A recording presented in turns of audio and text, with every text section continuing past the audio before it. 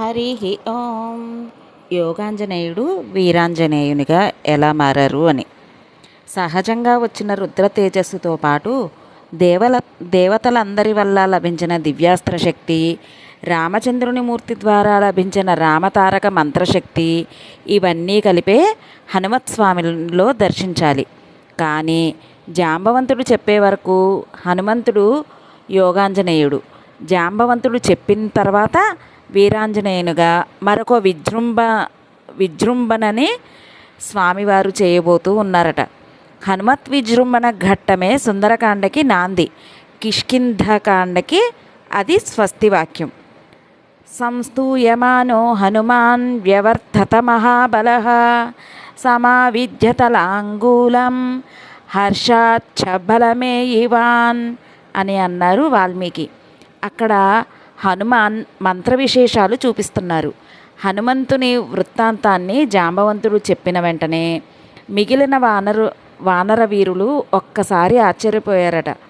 ఇన్నాళ్ళు మనం చూసి పెద్దవాడని నమస్కరించే మహానుభావుడు అంత పరాక్రమ సంపన్నుడు, అంత దివ్యమైన పుట్టుక కలవాడా అని వారంతా జాంబవంతుని ద్వారా విన్న విషయాలతో హనుమని స్తోత్రం చేయడం మొదలుపెట్టారట. ఆ స్తోత్రానికి తగ్గట్టుగా స్వామి పెరిగిపోతున్నారట. ఎప్పుడైనా దేవతా స్తోత్రము చేస్తున్నప్పుడు ఆ శబ్దరాశి అందులో వర్ణించిన గుణ లీలా మహిమల వల్ల ఆ దేవతా తేజస్సు ఆవిష్కృతమవుతుంది. ఈ యొక్క రహస్యం తెలిస్తే వాల్మీకి మహర్షి అన్నమాట అర్థమవుతుంది. స్తోత్రానికి అనుగుణంగా దేవతానుగ్రహం ఆవిష్కృతమవుతుంది. స్తోత్రాలు దేవత యొక్క శబ్దరూపాలు. ఆ శబ్దరూప ప్రకంపనలోంచే దేవతాశక్తి వ్యక్తమవుతుంది. సంస్తూయమానో హనుమాన్ వ్యవర్ధత మహాబలః అనే స్తోత్రానికి తగ్గట్టుగా తనను తాను స్వామి పెంచుకున్నాడు. కూర్చున్నవాడే పెరిగిపోతున్నాడట. స్వామివారి తోక ఎత్తి భూమి మీద ఒక్క దెబ్బ కొట్టారట. రామతారక మంత్రాన్ని, హనుమత్ ఆపదుద్ధారక మహామంత్రాన్ని జపం చేసి సిద్ధింపచేసుకున్న కవి సామ్రాట్ విశ్వనాథ సత్యనారాయణ గారు రామాయణ కల్పవృక్షంలో ఈ ఘట్టాన్ని ఎంతో అద్భుతంగా దర్శించారట.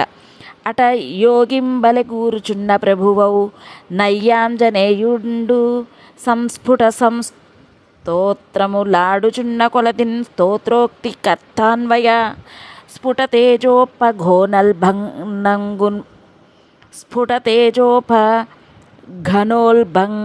ఘనోల్బనంగున దిశా స్తోమంబు నిండారేనంతట దర్శించడు వానరోత్తముల నేత్రంబుల్ దువాలింపగన్ స్తోత్రోక్తికర్థాన్వయ స్ఫుటతేజోపగనోల్బనంబుగా ఆ స్తోత్రంలో చెప్పిన భావానికి శబ్ద ప్రకంపనలకు అనుగుణంగా దిశాస్తోమంబు నిండారే దిక్కులంతటా వ్యాపించిపోయాడు హనుమత్స్వామి.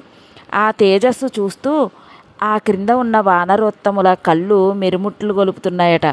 అంతవరకు ఇలా మాట్లాడిన వానరులు ఇప్పుడు తలెత్తి చూస్తున్నారు. క్రమంగా ఆకాశ పర్యంత సంవర్ధి అయిన స్వామి కూర్చునే ఎదిగిపోయారట. ఇప్పుడు లేచి నిలబడాలి. యోగి వలె కూర్చున్న స్వామివారు 4 దిక్కులు ఒక్కసారి చూసి తోకని కొట్టి లేచి నిలబడ్డాడట. ఆ నిలబడ్డవాడు ఒక మహాకల్పవృక్షం వలె నిలబడ్డాడట. ఒక మహావృక్షం ఆకాశం వరకు పెరిగితే ఎలా ఉంటుందో అలా ఉన్నాడట మన హనుమత్స్వామి. ఆ హనుమంతుడే మన కల్పవృక్షం. హనుమాన్ కల్పవృక్షో మే హనుమాన్ మమ కామధు చింతామణిస్తు హనుమాన్ కో విచారః కుతో భయం అంటోంది సంహితా గ్రంథం. శ్రీరామ హృదయానందం భక్తకల్పమహీరుహం అభయం వరదం దౌర్భ్యాం కలయే మారుతాత్మజం అని ధ్యాన శ్లోకాల్లో వర్ణిస్తూ ఉన్నారు. భక్తకల్పమహీరుహం, భక్తుల పాలిటి కల్పవృక్షం ఆంజనేయ స్వామివారు.